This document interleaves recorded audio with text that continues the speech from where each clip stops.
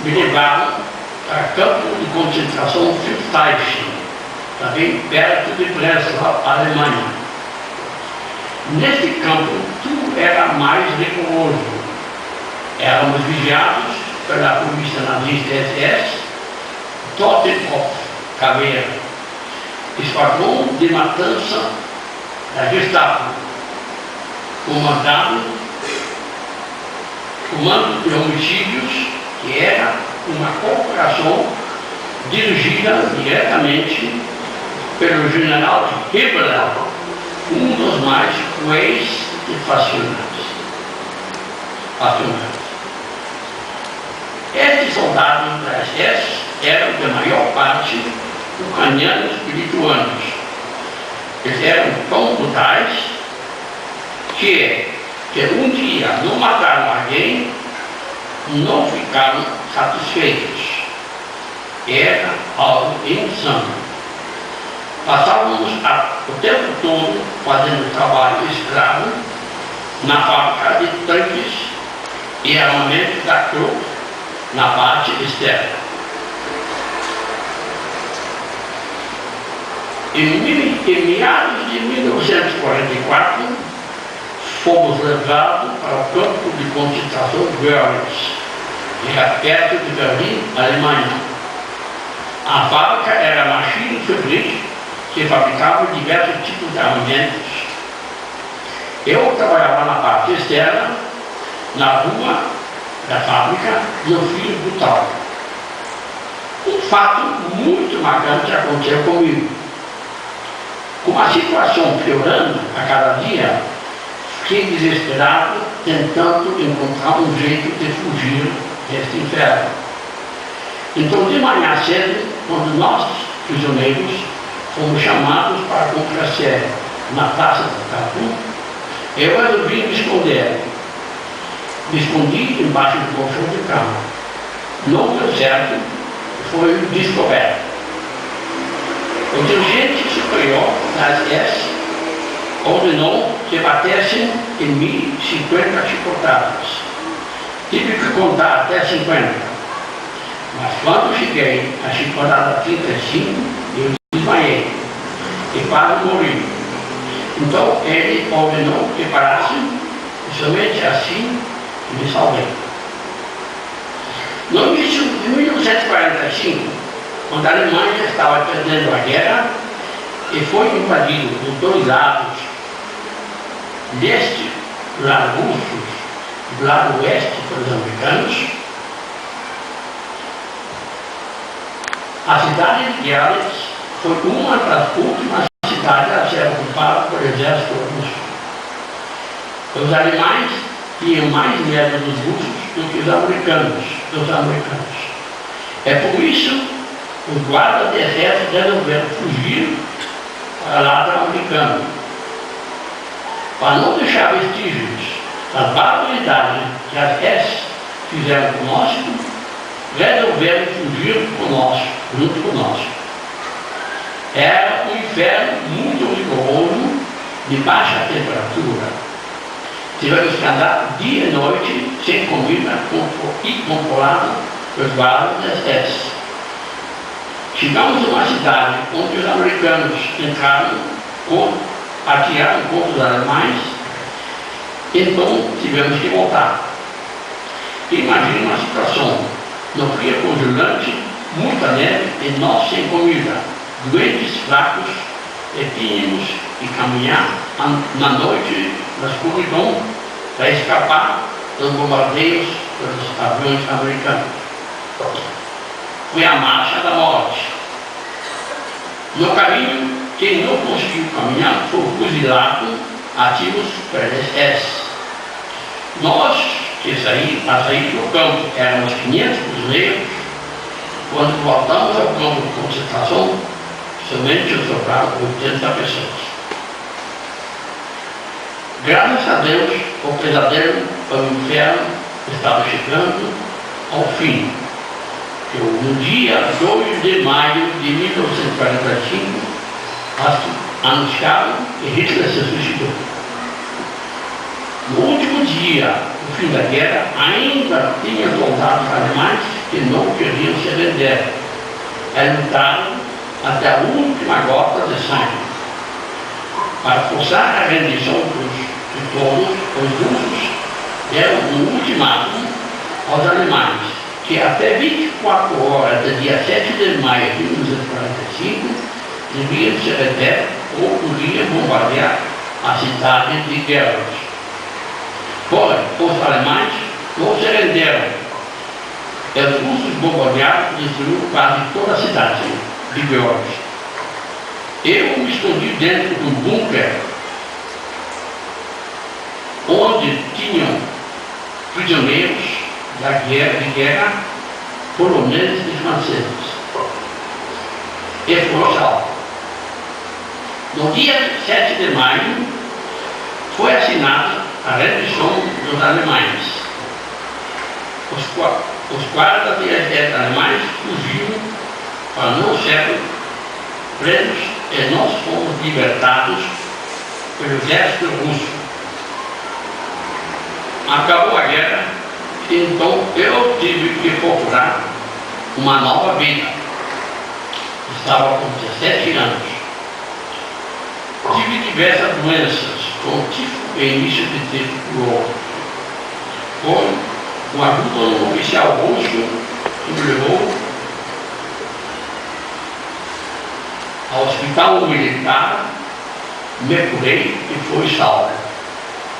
Então eu comecei a procurar o que havia sobrevivido da minha família e buscar uma nova moradia. Então foi informado que meus irmãos estavam vivos numa cidade chamada Ludwigshafen, na Alemanha, Silésio. Viajei até essa cidade e os reencontrei. Juntos fomos para a Polônia, nossa cidade natal, e a bordo Polônia. A cidade estava arrasada pela guerra e ocupada pelos russos. Em 1946, eu e meus irmãos fomos para a cidade de Bębin, Polônia, onde na Haganah, exército israelense em formação, junto com a Joint Organização Americana de Apoio à Sobrevivência de Guerra, nos ajudou e nos levou clandestinamente de trem para Praga e Bratislava, Tchecoslováquia. Fomos para Viena, na Áustria, no hospital Rothschild e depois até Bad Reichenhall, Baviera, Alemanha Ocidental, ocupado pelos americanos. Lá ficávamos morando em antigas casernas do exército alemão, e tudo com a ajuda da UNA e Joint até outubro de 1947. De outubro de 1947 até 1950, mudamos, eu e meus irmãos, para a cidade de Celle, perto da Nova Alemanha.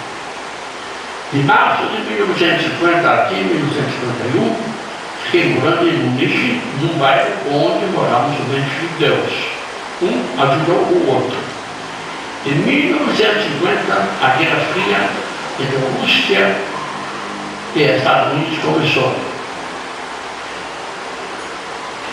Na Europa, todos temiam que estourasse a Terceira Guerra Mundial.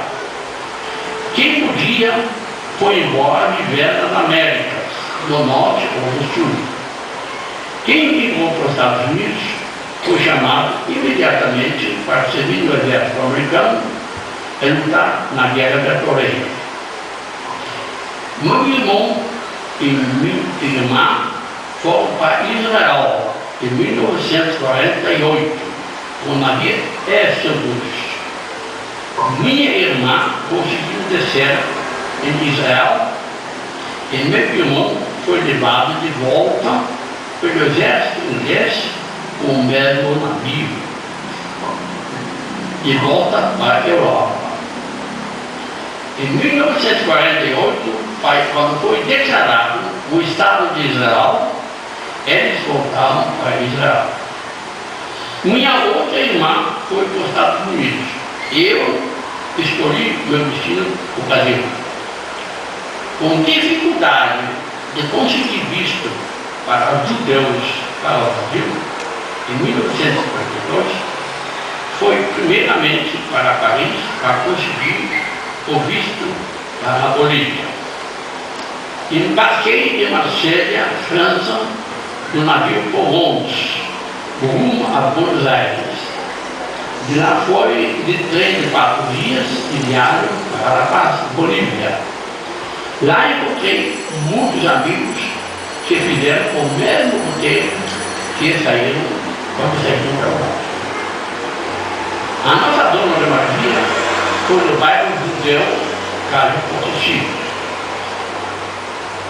Naquela época, Bolívia tinha a cada ano uma revolução, uma inflação galopante, a instabilidade no país, e eu resolvi me mudar para o Brasil.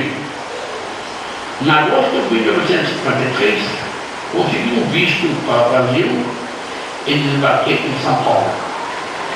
Comecei a trabalhar para a Rádio Paulista em setembro de 1953 como representante para o sul do Brasil. Estava falando alemão e comecei a treinar nos estados do Sul, Santa Catarina e Rio Grande do Sul, onde existia predominância alemã. Eu mudei definitivamente para Porto Alegre em 1954.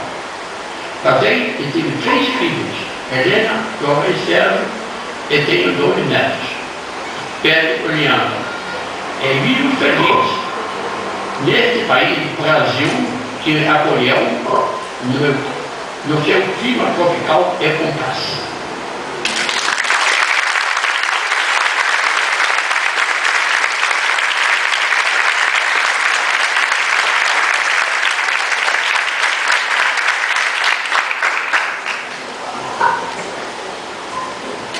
Agradecemos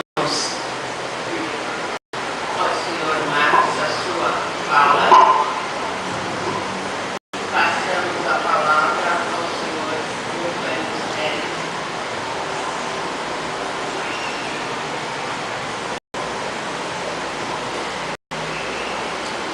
Bom dia. Eu me chamo Johannes Hendrikus Theodoras Wilhelmus Melis.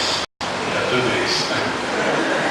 Eu nasci na Holanda, uma cidade de Roermond, e vou contar uma história de solidariedade que meu pai praticou com a participação da família.